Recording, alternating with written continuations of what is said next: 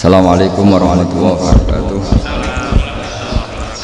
Bismillahirrahmanirrahim. Rabbi shrah li sadri wa yassir li amri wahlul 'uqdatam min lisani. Allahumma shalli wa sallim ala sayyidina Maulana Muhammadin wa ala alihi wa sahbihi ajmain. Amma ba'du. Ini yang saya hormati pertama, pengatur saya ini Profesor Dr. Haji Masyuri. Yang cara ngomong nggak kayak profesor, tapi kayak jurkam. Jadi kalau ciri utama akademisi itu kalau ngomong itu teduh, datar, runtut, sehingga memaksa orang lain itu menerima karena runtutan logika yang terbangun. Ya, kalau ini enggak, pokoknya kasar gitu, pokoknya orang. Ini agak lazim, agak dalam dunia. Semua wakil rektor, semua yang hadir yang saya hormati. Saya seperti yang dikatakan moderator Bapak Anwar, bahwa memang saya tidak boleh terikat sama yang di belakang ini, karena ini kayak apa ya, ada satu madhab yang anak-anak Unisma semuanya harus tahu, teman-teman di Unisma menjelaskan itu tidak lebih baik. Jadi karena seakan-akan belum melakukan, Indonesia itu dulu kedatangan Islam itu tidak pernah dipertentangkan antara Islam dan agama, sehingga diskusi itu sudah salah, karena para wali itu tidak pernah mempertentangkan Islam dan keindonesiaan atau kebinekaan. Satu, bahwa para wali itu misinya dakwah. Di mana-mana dakwah itu pasti ketemu yang berbeda, mulai beda agama, beda pilihan madhab, beda tradisi, beda kultur. Jadi itu tidak perlu dipertentangkan, tapi malah itu jadi lahan dakwah. Sehingga kita ini kalau diminta diskusi hubungan negara dan agama malah bingung. Memangnya kenapa? Itu seperti dulu zaman P4, saya punya kawan di Jogja, teman saya nulis tafsir Profesor Zaini, itu pernah zaman Pak Harto disuruh sosialisasi P4 di Papua. Apa hubungan Pancasila dan UUD 45? Itu orang Papua jawab, hubungannya baik-baik saja, Pak. Jadi, yang unik itu ketika disuruh baca Pancasila, satu Pancasila, dua ketuhanan yang Maha Esa. Akhirnya 6 kan? Kenapa Pancasila jadi 6? Yang unik itu ketika ditanya, ini saya melihat langsung di TV 7 Indonesia, ada anak-anak kecil ditanya, bendera ini milik siapa? Bendera merah putih. Jawabnya apa? Milik sekolahan, Pak. Karena memang milik sekolah. Yang tanya itu kaget. Milik sekolahan, Pak. Nah, tentang tema ini mohon dibaca ini langsung start ya, langsung serius, karena tadi sudah kayak jurkam ya, ini yang langsung khas ilmuwan. Ini sebagai penghormatan saya pada Unisma, ini khas keilmuan. Imam Zuhri adalah gurunya Imam Malik. Ya, saya ulang lagi ya, Imam Zuhri adalah gurunya Imam Malik. Halaman 29. Ini langsung start saya baca. Halaman 29. Dan ini terutama yang para penggawa-penggawa ini. Saya baca ya. Ini teks tidak ada yang saya rubah, memang persis seperti ini. Bismillahirrahmanirrahim. Yaqulu Zuhri, ini gurunya Imam Malik. Fama futiha fil islami fathun qablahu kana a'zama minhu. Innama kana al-qitalu fi haitsul taqannas. Falamma kanatil hudnatu wa wadu'atil harbu wa amana an-nasu ba'dhum ba'dha wal taqaw fatafawadu fil hadits wal munaza'ah falam yaqlim ahadun fil islami yaqidu shay'an illa dakhala fiha wa laqad dakhalataini kasanatain mithlu man kana fil islam qabla dzalika wa akthar. Terus ini ngomongnya harus santai, nggak boleh provokatif. Begini, kita tahu dalam perdamaian Hudaybiyah itu poin-poinnya semuanya merugikan Islam. Di antaranya adalah jika yang Islam masuk kafir harus dibiarkan, karena berarti masuk ke habitat asli. Karena Nabi sebelum jadi Nabi, komunitas pokok itu kafir, sehingga kalau Islam masuk kafir kembali ke habitat. Tapi kalau Islam masuk kafir, kafir masuk Islam itu harus dikembalikan. Karena dianggap bid'ah. Maka kalau kamu dituduh bid'ah itu tenang saja dulu. Nabi itu ya dituduh jikta bidinin muhdas. Kamu datang dengan agama yang baru. Cuma agak diteruskan wa kullu muhdatsatin bid'ah wa kullu bid'atin dalalah. Jadi orang-orang kafir dulu kalau ngomentari Nabi ya jikta bidinin muhdas. Kamu datang dengan agama yang apa? Nabi nurut.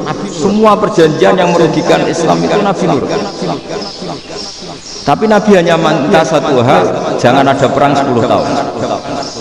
Dan orang boleh seminar, boleh diskusi tentang Islam.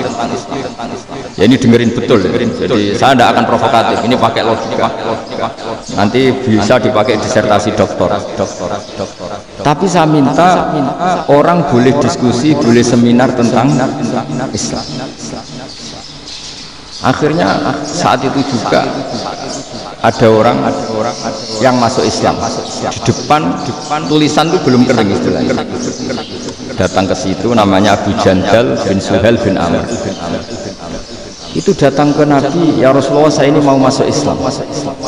Kata orang-orang kafir, ini pertama Muhammad, kamu komitmen enggak sama perjanjian? Kalau kamu komitmen harus kamu kembalikan. Nabi bilang, ya Abu Jandal kamu kembali ke mereka, ke habitat mereka, yaitu menjadi kafir di komunitas kafir. Akhirnya nangis. Sayyidina Umar itu mendekati Abu Jandal, kemudian memberi isyarat supaya ngambil pedangnya. Jadi isyarat itu wong ini baca orang maksudnya orang-orang kafir. Tapi Abu Jandal nggak mau. Singkat cerita akhirnya kembali ke komunitas kafir. Tapi yang dikatakan Imam Zuhri cara analisis ini nggak bisa pakai provokatif, harus pakai analisis. Innama kanal qitalu haitsul taqon nas. Yang namanya perang itu menjadikan orang tidak berpikir jernih. Ini poin yang diambil oleh Rasulullah. Kalau dibahasakan Nabi curi kesempatan, masuk Nabi dikatakan mencuri, meskipun itu hanya bahasa ya. Nggak mungkin lah kita bahasakan seperti itu. Saya ulang lagi. Kenapa ada perang berkesinambungan sampai tahun ke-8 Hijriah? Mulai tahun kedua ada perang Badar sampai tahun 8 Hijriah itu perang terus. Nabi sama orang kafir perang. Akibatnya apa Pak Fauzir? Namanya perang itu ya nggak kau berpikir. Pokoknya agar ketemu Islam perang, Islam ketemu kafir perang, nggak kau berpikir. Padahal Islam itu bisa diterima oleh akal sehat, harus lewat diskusi, lewat pengamatan, lewat pemikiran, lewat pengendapan berpikir. Makanya Nabi tahu ini masalah besar. Kalau orang perang terus itu gak kau berpikir Islam, tidak sempat diskusi tentang Islam. Makanya Nabi hanya minta satu poin. Oke, perjanjian ini saya turutin semua, tapi saya minta orang kafir semuanya boleh mendiskusikan Islam, boleh seminar tentang Islam. Mereka bilang iya, pada pikiran mereka kan diskusi paling piye. Ternyata betul. Ada diskusi. Terus temanya gini. Kira-kira bener di Muhammad Abu Jahal. Terus Tuhan Muhammad sama Tuhan Abu Jahal itu keren mana? Diskusi. Tuhan Muhammad itu khaliqus samawati wal ardi, yang menciptakan langit bumi. Sebagaimana kampanyenya Muhammad. Ya mereka masih jangkar bilang Muhammad. Kalau Tuhan kita, ya berhala itu yang kita bikin, yang kadang rusak, yang kadang kudanan, terus lumutan, pokoknya terus diskusi. Kita kok bener pengirannya Muhammad. Terus Muhammad Abu Jahal. Mulai dhisik Muhammad itu ora tau bodoh nih. Mulai dulu Muhammad itu gak pernah bohong. Abu Jahal waduh, wis bodoh nih ngongkonan.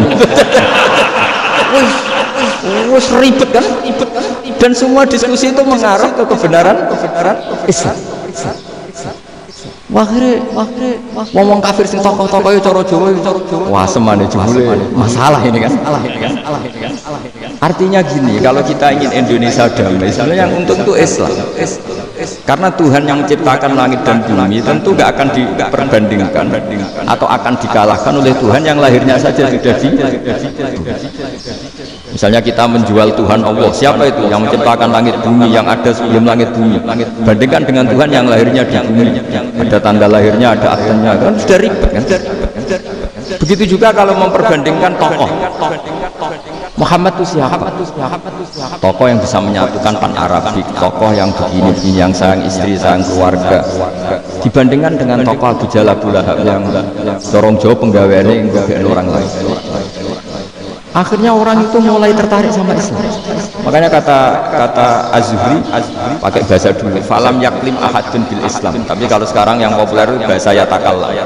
Sebenarnya yang benar itu bahasa kalimah yaklimu kalaman, karena masdarnya itu kalam, berarti sulasi nopo mujarrad. Tapi di fi'ilnya itu mujarradnya enggak kelaku. Jadi di fi'ilnya takallama yatakallam. Tapi untuk masdarnya yang kelaku kalaman. Jadi ini agak unik, agak enggak lazim. Maksudnya kan takallama yatakallamu takalluman, tapi di masdarnya kalam populer, tapi di fi'ilnya tidak populer. Saya teruskan, ini penting sekali. Jadi menjual Islam, kalau boleh dibahasakan menjual, itu tetap enak dalam kondisi damai. Karena kalau kita perang, itu bawaannya kalau ketemu ya perang, kalau ketemu perang, sehingga orang itu rakober diskusi loh, saat bener Islam mereka kafir itu bener sih. Karena tidak kober diskusi, tidak sempat diskusi, orang yang milih yang kafir, karena yang mayoritas yang kuat. Sementara Islam zaman itu lemah. Dan Nabi itu yang diminta hudnah, yang penting kita damai. Terus orang boleh mendiskusikan benar mana kita dan mereka. Ya setelah diskusi ya tadi kan nggak mungkin Allah yang begitu keren hebat pencipta langit bumi dibandingkan berhala yang mengurus dirinya sendiri saja tidak bisa. Walhasil orang mulai tertarik sama Islam dan aturannya nggak boleh dilarang, Nah makanya saya pernah ditanya beberapa profesor di Jogja, Gus, suatu saat kalau kampus paling keren di Jogja ini ada Islamic Studies, kemudian pengajarnya dari berbagai agama, ini riskan nggak bagi Islam? Saya jawab, asal yang didiskusikan Islam itu nggak masalah, yang repot itu umat Islam. Karena kalau umat Islam yang jadi percontohan, banyak raja yang dolim, banyak pemimpin muslim yang dolim, terus identik dengan Islam itu jadi dolim kan ribet. Ya kalau pas umat Islam, kalau Islam yang kumat kan jadi masalah kan. Nah, ini kan terus jadi beda umat Islam sama Islam yang lebih apa? Kumat. Singkat cerita terus Islam mendapat posisi yang luar biasa. Nah makanya di sini diistilahkan falam maka natil hudnah, ketika ada perdamaian wa amanan nasu ba'dum ba'da, orang merasa aman, itu fatafawadu fil hadis wal munazaah, mereka berdebat, munazaah itu berdebat. Keren mana konsep Muhammad dengan konsep Abu Jahal, keren mana konsep Tuhannya Muhammad dengan Tuhan kita, terus diskusi dan mereka akhirnya ikrar, wah yang benar yang Muhammad. Di mana-mana Tuhan tuh ya sebelum langit dan bumi, di mana-mana Tuhan yang punya reputasi menciptakan, masa Tuhan reputasinya diciptakan kayak berhala dan sebagainya. Ibadah juga gitu. Ibadah wong kafir itu kalau tawaf itu telanjang, ibadah Muhammad santun pakai pakaian. Akhirnya mereka mulai tertarik. Sehingga saya lihat di beberapa tafsir, saya memang tidak akan ngomong yang tidak serius, mergani Unisba ben sawangane pemikir serius. Di Quran itu sampean lihat di tafsir Tobari itu ada ayat bal naqdhifu bil haqqi 'alal batil fayadmahu fa idza huwa zahid. Qadhafa itu kalau di kamus tak lihat itu takallama bila dalilin. Qadhafa itu ya pokoknya sekenanya. Artinya gini, kebenaran Islam atau kebenaran hak itu kamu taruh sekenanya saja itu tetap menang. Apalagi kamu taruh secara teratur, kamu taruh sekenanya saja itu tetap menang. Sehingga di sini banyak sahabat yang hidup di Cina. Sekarang juga banyak orang alim yang milih hidup di Amerika, banyak orang alim yang milih hidup di Inggris. Dan mereka pede, percaya diri karena kebenaran itu kamu letakkan di mana saja, itu tetap akan menang, akan menemukan momentum kemenangan. Misalnya gini, contoh paling gampang. Dulu para peneliti, saya ulang lagi, dulu para peneliti itu ya datang kemana-mana, termasuk Ibnu Battuta, termasuk Ibnu Khaldun, ya semua peneliti itu suka neliti. Setelah diteliti, Quran itu satu-satunya kitab suci yang membicarakan sains, misalnya tentang falak, tentang astronomi, tentang asal-usul kejadian manusia, kejadian makhluk. Juga bicara tentang geografi, geologis, semuanya. Sementara kitab lain hanya cerita tentang mawaid wal hikam wal ibar. Jadi diteliti kayak apa, pada akhirnya ini yang menang. Bal naqdhifu bil haqqi 'alal batil fayadmahu fa idza huwa zahid. Saya berkali-kali cerita, ada ulama yang ahli matematika. Ketika ditanya kenapa kamu suka ngajar matematika, sampai muridnya itu ragu ini gurukum bus warga atau orang pegawai mulang macam-macam. Jadi para muridnya bermimpi bahwa Imam Amudi itu disuruh ngajar para malaikat. Dan itu pede betul. Kata Allah, ini ulama saya yang iman kepada saya setingkat iman kamu. Dari malaikat itu tidak mungkin Gusti kita menyaksikan langsung engkau sementara ini di bumi, nggak menyaksikan jenengan. Kenapa bisa sepede dan seyakin itu? Akhirnya Imam Amudi disuruh ngajarin matematika. Jadi Anda kalau profesor itu nanti harus sempat ngajari malaikat, itu baru benar-benar profesor. Jadi nanti di akhirat ngajari siapa? Malaikat. Jadi ada seminar yang melibatkan banyak malaikat, narasumbernya itu seorang profesor. Itu ketika kenapa engkau begitu yakin kalau Allah itu Tuhan dan Allah itu Al-Wahidus Shomad. Terus Imam Amudi mulai nulis angka gak beraturan 2, 3, 4, 5 sampai 1 miliar 1 triliun, maunya gak beraturan. Kata beliau, nisbatus naini wasalasa ila ma la nihayatalaha kun nisbatul far'i ilal asli. Mbok angka sebanyak apapun 2 dibanding 1 ya far'ul wahid, 3 dibanding 1 ya far'ul wahid. Semua angka yang gak terhingga pun dibanding 1 semuanya far'ul wahid. Semua angka sebanyak apapun itu cabang dari angka 1. Fakullu hadhil awalim far'un minal wahidis shomad, yaitu Allah Subhanahu wa ta'ala. Wah, kira malaikat tepuk tangan. Iya juga. Jadi begitu juga ada ulama itu ahli gambar. Saya dulu ngaji sama Mbah Mun Al-Husunul Hamidiyah, itu kitabnya itu banyak gambarnya.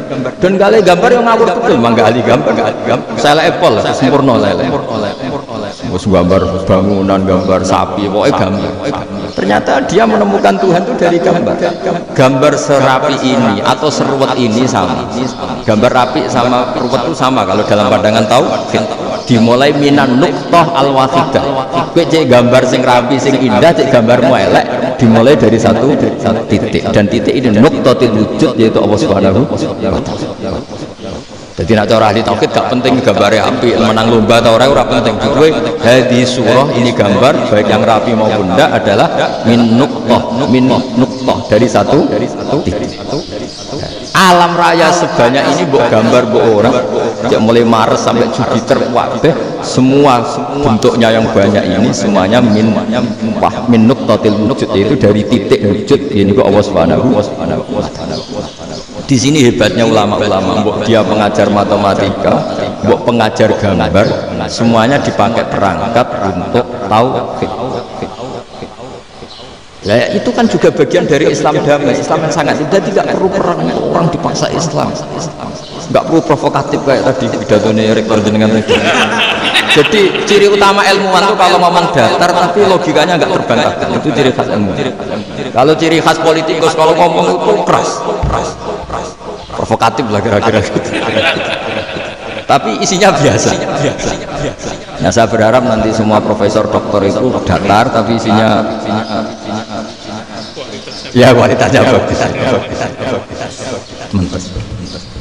Jadi makanya terus kata ulama, kenapa diistilahkan balna lifu bil haqqi? Kenapa pakai qadhafa sementara qadhafa maknanya takallama bila dalil? Maksudnya bila dalil di sini itu min ghairi ikhtiyajin ila dalil. Kebenaran itu memang enggak butuh dalil. Apa kita perlu dalilnya apa? Buktinya apa? Kalau 3 itu cabang dari 1. Wong gendeng yakin yang takut gitu pas orang gitu. Wong 3 cabang dari 1 kok ditanyakan buktinya apa? Itu min awalil bidah. Pertama orang pasti tahu kalau 3 itu far'ul wahid. 1 juta juga far'ul wahid. 1 miliar juga far'ul. Gambar yang sebanyak apapun ya dimulai dari 1 titik. Gambar benar maupun yang tidak. Akhirnya apa? Ulama dulu sebegitu rileks nerangkan tahu. Lalu kenapa asma ini yang ya ini kan khas NU ya, khas pesantren. Sebenarnya saya keberatan pakai istilah khas NU, pakai khas pesantren karena NU itu anaknya pesantren, jangan dibalik pesantren anaknya NU, karena sebelum ada NU itu ada pesantren. Tapi kayaknya Unisma lebih suka pakai bahasa NU dan saya ya agak orderan yang terpaksa disuruh ngomong. Ini agak apa ya, agak kacau sebetulnya, agak kacau. Jadi NU itu sama pesantren itu tua pesantren. NU dilahirkan pesantren, bukan dibalik pesantren dilahirkan. Sehingga barokahnya didirikan pesantren ini. Kadang nyuwun sewu sekali berbahasim itu kadang ide besar beliau itu ora dituruti wong NU. Jadi Mbah Hasim cara kula kok dadi Mbah Hasim ya mantap. Mbah Hasim itu ngarang kentong. Nggih ngaramno beduk, tapi NU nganggo kentong. Dan uniknya Mbah Hasim enggak tersinggung. Karena ciri khas pesantren itu membolehkan perbedaan apa? Pendapat. Itu masyhur khilafnya Mbah Hasim sama Bapak Mas Kumambang sampai dikitabkan saling meritik, saling macam-macam lah. Jadi cara berpikir Mbah Hasim ketika Nabi rembukan, ini gimana ya cara menentukan waktu sholat? Ya pakai kentong ya Rasulullah, zakalin nasara itu untuk orang Nasrani. Ya pakai buk itu trompet, zakalil yahud itu untuk orang Yahudi. Ada yang usul lagi pakai api ya Rasulullah, zakalil majusi itu orang Majusi. Nah, itu ada orang datang lari-lari cerita mimpi azan tadi. Ya itu terus dipakai sarana pemanggilan sholat ya azan. Sehingga Mbah Hasim menolak kentong. Karena mantas sahabat komen bahwa beliau keras sekali sampai bilang haram. Beliau judulnya ya haram, al-jasus antakrimin nakus. Setelah naskah itu sampai ke Mbah Fakih Mas Kumambang di Gresik situ, di daerah Dukun situ. Dulu nggak ada WA, jadi sampainya ya lama. Makanya saya sampai sekarang nggak punya WA, karena ya saya ulama kan, kalau WA-an terus ya jadi ulama. Ya jadi ulama main WA-an terus. Nah itu termasuk rektor gak kau bermikir itu mesti kebanyakan WA. Karena kan otaknya didikte oleh sesuatu yang masuk, sesuatu yang dilihat itu kan pasti ngedikte gitu. Beda kalau yang enggak WA-an kan mikir apa kita yang menentukan. Kalau WA-an kan kita ditentukan. Mau mikir anaknya butuh apa, gara-gara WA informasi Jakarta mikir Jakarta. Padahal cara kewajiban ngapain kamu orang Malang mikir Jakarta. Gara-gara WA mikir Jakarta belum selesai ada berita di Sulawesi, mikir Sulawesi, habis itu mikir NTT. Makanya semua orang sekarang merasa tokoh nasional gara-gara informasi yang masuk itu nasional. Jadi Mas Yo RT itu mikir gimana Gus Indonesia ada RT lah, sampai lupa kalau dia itu RT. Jadi semua orang sekarang merasa tokoh. Itu gara-gara apa coba? Akhirnya semua orang juga punya ide tentang nasional. Harusnya negara begini-gini. Jebule wonge sing duwe ikon sing RT. Ribet kan? Saya teruskan. Setelah naskah itu sampai ke Kiai Fakih Mas Imam. Beliau itu marah besar. Ini harus dilawan, dan saya bukan karena benci Mbah Hasim. Beliau teman saya ketika ngaji Kiai Mahfud di Mekah. Jadi Mbah Fakih dan Kiai Hasim itu teman ketika ngaji di Mekah. Secara ngelawan tuh lucu, gak ilmiah, tapi gak ilmiah wong alim tetap ilmiah. Di mana-mana serupa itu tidak sama. Ya kalau mungkin zaman Nabi di Medina itu, zaman itu kentong itu identik dengan milik nasional. Di Indonesia beda. Pos kampling ya kentong, kebakaran ya kentong, wae sarapan orang di LP ya pakai kentong. Jadi tidak ada jaminan kalau kentongan itu identik dengan roni. Lalu haramnya di mana? Yang di mana-mana tasabuh itu identik. Ini tidak identik. Mulai masalah kan? Mulai masalah. Jadi beliau gaya judul Hazruus. Hazruus itu kepala bergeleng-geleng. Karangan kok ngene. Karangan kok provokatif gitu. Dan itu Mbah Hasim ya hormat, Mbah Fakih hormat. Saya sendiri secara pribadi lebih suka mendapat Mbah Hasim. Karena bagi saya sholat itu sakral. Ya sudahlah, kalau sakral ya dipanggil dengan sesuatu yang sakral, yaitu kalimat thayyibah. Tapi saya tidak akan bilang kalau kentongan itu haram. Karena kalau haram alasannya mirip orang Nasrani. Sementara pos kampling ya pakai kentong, ada banjir ya kentong, ada kebakaran ya kentong. Jadi tidak identik untuk misa atau untuk sholat ala Nasrani. Tapi itu dulu ya rileks saja. Dua beliau itu ya saling menghormati, padahal saling ribet. Dan dulu ulama yang beda mazhab itu ya saling menghormati. Imam Syafi'i itu kalau sholat di kawasan Masjid Abi Hanifah ya tidak kunut. Ketika ditanya kenapa kamu tidak kunut, sementara engkau berpendapat kunut itu sunat. Ikroman di hadal madhab, saya sangat menghormati. Imam Ahmad bin Hanbal itu berpendapat kalau orang pakai bekam, pakai iftisot atau hijamah itu batal sholatnya. Sementara Imam Syafi'i mengatakan tidak batal sholatnya atau wudhunya tidak batal. Tapi Imam Ahmad itu ditanya, apa kamu makmum Syafi'i? Bagaimana mungkin saya tidak makmum sama wali kutub seperti Imam Syafi'i? Padahal menurut keyakinan Imam Ahmad ini sholatnya batal. Ini habis iftijam udah wudhu. Tapi tetap saja beliau karena perbedaan pendapat di furu' itu lazim. Ya orang boleh berdebat. Ketika Unisma datangkan saya, itu saking senengnya kiai, itu saking sombongnya sampai ngatur kiai, kan nggak pernah bisa diperdebatkan. Itu kan orang boleh debat kan? Itu saking angkuhnya apa saking senengnya, kan nggak jelas. Kan dan orang boleh setuju pendapat saya, yaitu ngatur kiai itu haram. Setuju juga Pak Rektor, ekspresi mahabbah itu ya macam-macam. Dulu sahabat itu ada yang nggak kenal wajahnya Nabi sama sekali sampai akhir hayat. Ketika ditanya, lo kamu itu sahabat kok nggak tahu wajahnya Nabi? Saya tidak pernah berani memandang Nabi karena ijlalan Nabi, terlalu menghormati saya sehingga tidak berani memandang wajahnya. Ada sahabat yang penggawaannya dulu wajahnya sampai bisa nyifati alfiu faminun yul hajib, sampai bisa nyifati detail karena dulu wajahnya Nabi itu ibadah. Ada seorang wali ditanya, kalau kamu di surga ingin nggak melihat Allah? Enggak. Loh, tapi semua orang ingin melihat Allah. Unazzihu dzalikal jamal an-nadhari misli ben gak elek-elek Allah tak delok rumah aku. Wong ra jelas berarti kok delok ngene. Banyak. Jadi justru tapi karena saking takzimnya. Enggak lah, musuh aku kok.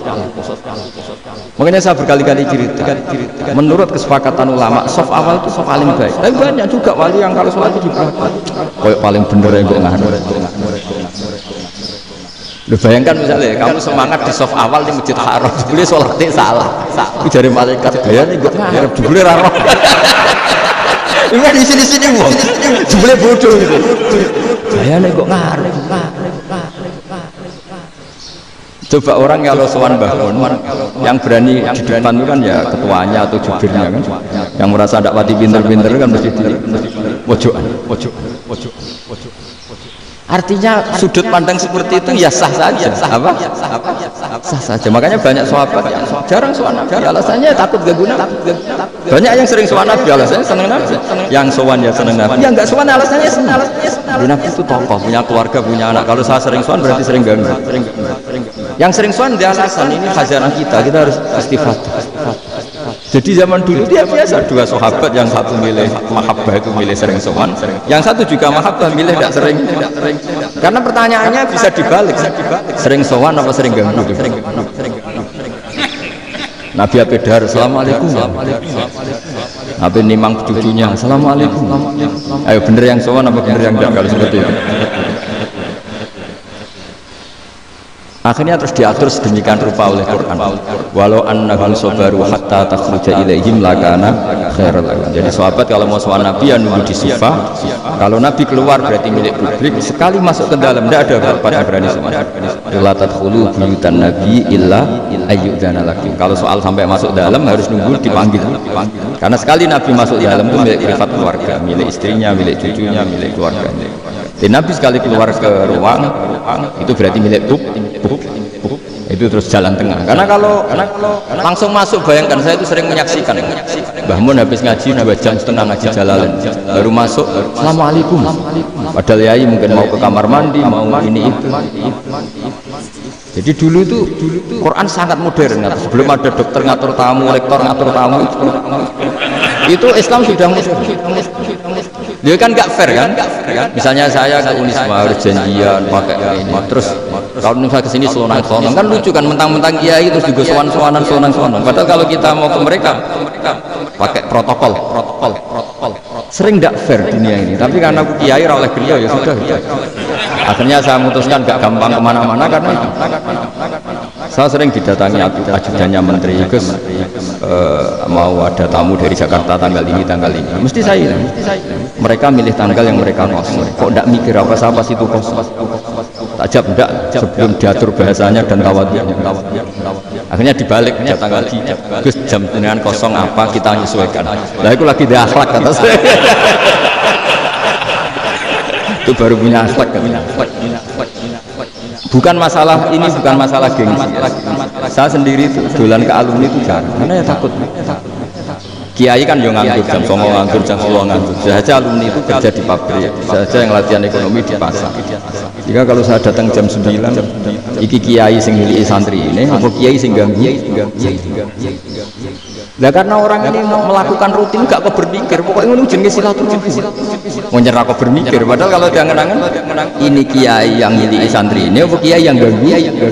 Santri ini karena datang di jam kerja.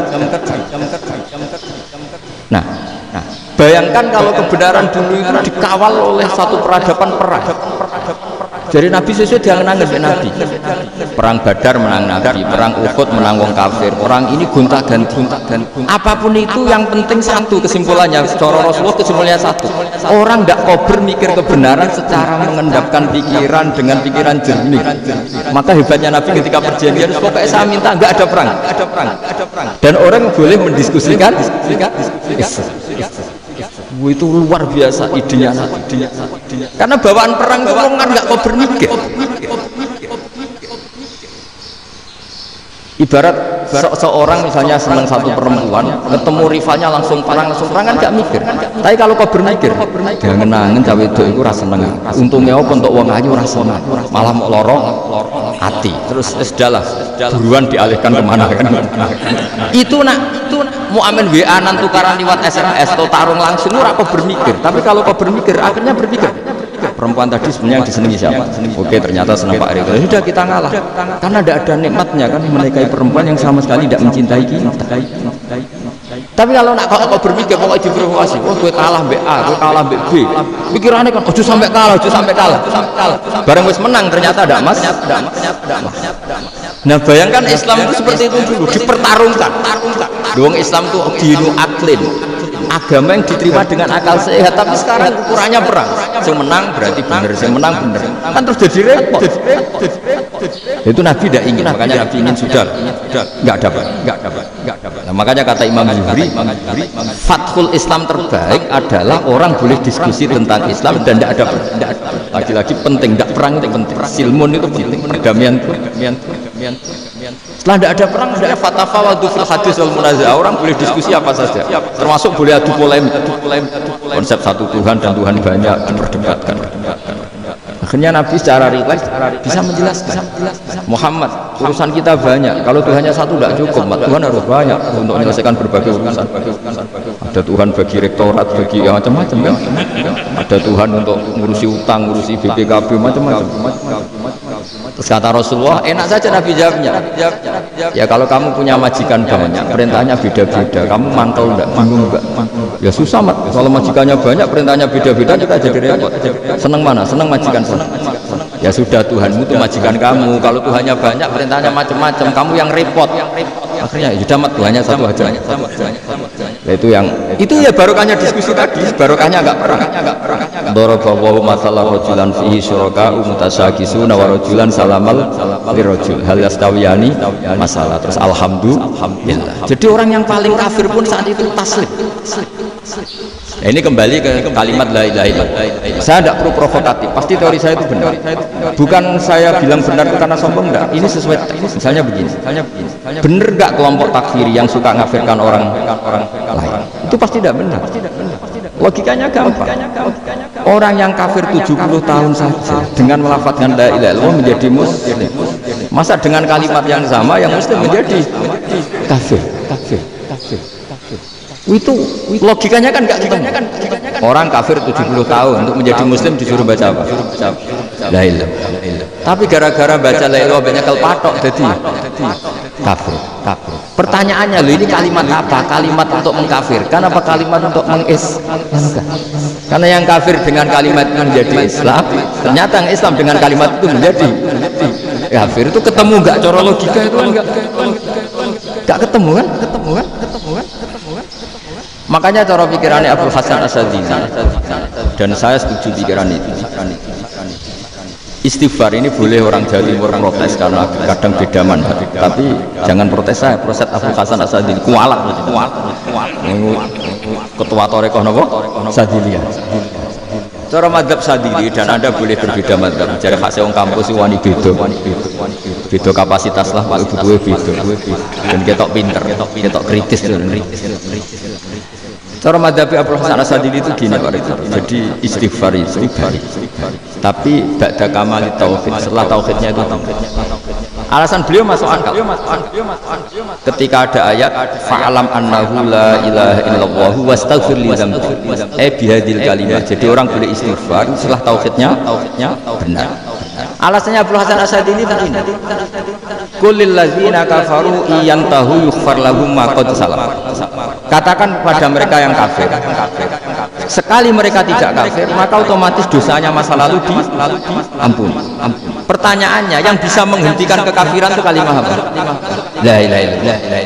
Dengan hanya melafazkan la ilaha illallah Muhammadur Rasulullah langsung yughfar lahum ma qad salaf, langsung dosanya ampun.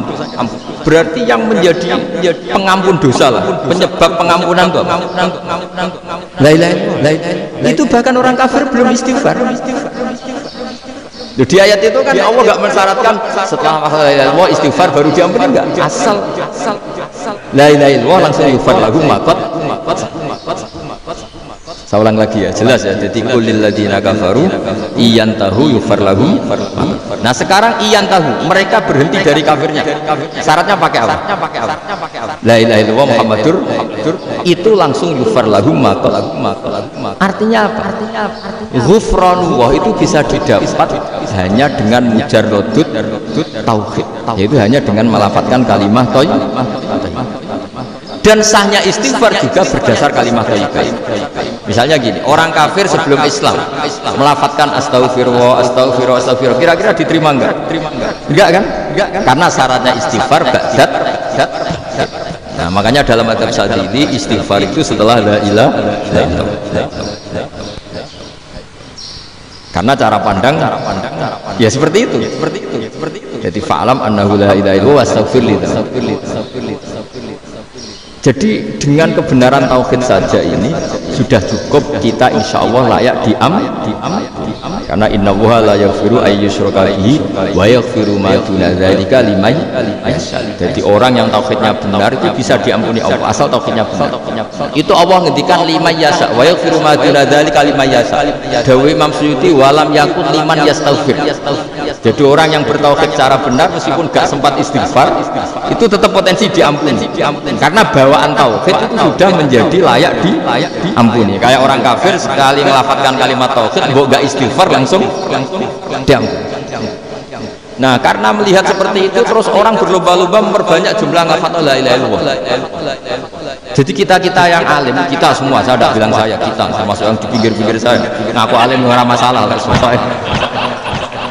Kita semua yang alim-alim itu tahu bahwa la ilaha illallah itu super, sudah bawaannya tauhid, juga punya kelayakan Nah kemudian nasib kita agak sia, malah kalimat ini dituduh bid'ah, dituduh khurafat. Mergo Nabi nggak pernah tahlilan, Nabi nggak pernah tahlilan. Kalau diartikan Nabi ratau mau la ilaha illallah, enak gak kalimat ini? Nah, ini provokatif. Jadi ini sih sudahlah, keanehan ini kita terima karena ciri utama wali, ciri utama ulama itu wa ulu fisabilillah, harus pernah disakiti. Jadi kalau Unisma sakit kalau dituduh apa? Dituduh bid'ah itu berarti belum calon ulama. Calon ulama itu wa ulu fisabilillah, harus disakiti. Jadi kalau kamu disalahpahami itu ya harus santai. Iya, termasuk provokatif. Termasuk diatur tadi. Jadi kalau cara berpikir kan, karena mereka itu memang kalau kita turutin itu memenya itu terlalu, kadang menghujat kita itu enak ya jadi JNU, ada orang mati datang, kiainya dapat makan, dapat rokok, pulang. Jadi apa? Terus kita kayak tersangka terus. Kita kan kayak tersangka terus tertuduh terus yang orang NU ya memenya juga nggak kalah ekstrimnya. Boleh ya ajaran orang nggak boleh ngasih kiai. Berarti boleh dong ajaran kikir. Jadi memang kadang apa ya, cangkem elek lah bahasa kasarnya itu memang kadang lebih mengenakan kalau kita datang ke acara mayat kan dapat makan, dapat minum. Kalau yang saya bed rokok ya rokok. Kalau kiainya dapat wajib, kadang 20.000, kadang 50.000. Terus memenya itu kok setega itu ya, ada orang meninggal malah kita makan-makan. Seakan-akan kan kultur ini biadab kan gitu. Tapi yang orang NU kebalikan balas. Oh ternyata nggak boleh ya mayat disedekoi, ternyata nggak boleh ya orang dermawan. Berarti Islam membolehkan medit ya gitu. Ya podo dene. Tangen-tangen itu luwih mandi timbang takbir ya. Karena ini kan memicu emosi kan? Memicu apa? Emosi. Nah, tapi saya kalau disuruh bela mana itu tidak ada yang saya bela. Ya seorang sudah lah, kalau mau nganggur saja. Ya tapi itu memang apa ya, itu khazanah Islam, ada yang kritik, ada yang enggak. Ya itu memang khazanah, ya biasa aja kalau saya. Karena dulu ulama itu sudut pandangnya itu ya seperti itu. Ada yang ulama suka ibadah itu sholat, ada yang milih apa tidur. Sampai Imam Ghazali bilang suatu saat ibadah terbaik di zaman akhir itu tidur. Sholat saja kalah sama tidur. Tapi itu loh ya, yang wajib tetap loh, terus kamu gak sholat wajib. Begini beliau mencontohkan, ada orang sholat tahajud terus obsesinya itu ingin hajatnya terkabulkan. Sementara yang tidur obsesinya nikmati rahmatnya Allah, boleh tidur, bisa tidur. Kata Imam Ghazali, timbang kita tahajud terus nuntut pangeran aduk turun. Mergo engko diakibat terus setan memberi bisikan, "Loh nyatanya kamu tahajud ya gak terkabul." Berarti cerita bahwa Nabi ngendikan kalau doa tahajud mustajab enggak. Daripada ngono kan turu ora tau ngono. Timbang abri-abri Islam, timbang eleng-eleng apa? Jadi ulama itu mulai dulu itu sudah berpikir. Banyak orang menjadikan tahajud sholat malam itu media untuk hajatnya. Dan kalau nggak kesampaian ini untung. Nyalahkan kiainya ijazah ramanti. Macam. Daripada ngono ora usah tahajud turu. Dan jenis kayak ini tuh banyak. Makanya ulama kayak saya itu saya enak dewi itu ya jarang. Saya sering didolani muhibbin terus bilang bisa doakan gini-gini sama nyalon bupati atau saya bisa bilang gak waduh orang mandi darani ulama dongane ramadi. Nak mandi kamu jadi bupati tetap nganggep karena beli. Sopo sing ora roh bupati saya juga beli. Ribet kan?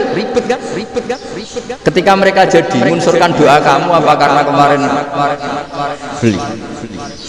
Yang beli maksudnya, nggak beli nggak usah tersinggung. Jadi ribet. Nggak artinya gini, doa itu jangan dipakai begitu. Kalau minta nasihat, tak nasihati jadi bupati yang baik, gubernur yang. Kalau minta doa itu resikonya. Akhirnya gigi kalau diminta doa ya doa, sebenarnya diisinya itu nggak doa kemenangan. Itu Mas Slamet gitu. Karena makanya Islam itu doa itu setelah iman. Aturan iman benar baru doa. Aturan iman benar termasuk Allah itu yaf'alu ma yasha, boleh melakukan yang dikehendaki. Allah enggak boleh terbukti oleh doa kita enggak. Ya saya ulang lagi ya. Madzhab Hasan Asy'ari ini khas kita. Jadi la ilaha illallah itu didahulukan sebelum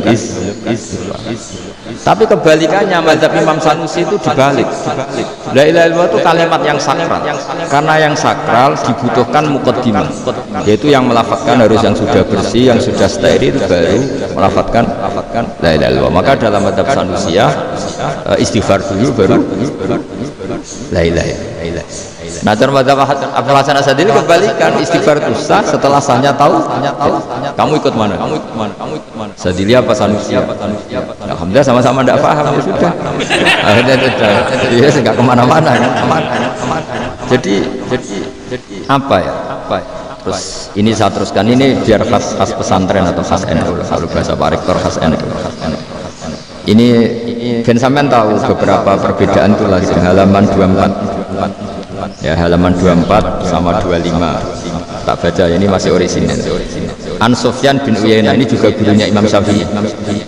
Kata Sufyan bin Uyainah, beliau cerita, kana Isa wa Yahya alaihi salam ya'tiyanil qaryah fayas'alu Isa an syirari ahliha wa yas'alu Yahya an khiyari ahliha. Jadi Nabi Isa dan Nabi Yahya itu satu generasi, sama-sama masih muda.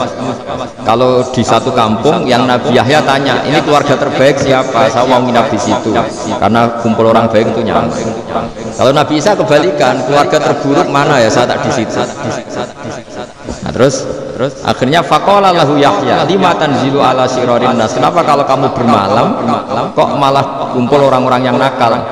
Innama ana tabibun udawil mardu, saya ini nabi ibarat dokter, di mana-mana dokter yang ngumpuli yang sakit, ngobati yang sakit. Makanya di NU itu ya banyak kiai jadab mengumpuli nakal nak tepak yang entas yang nakal, nak ora tepak ya katut.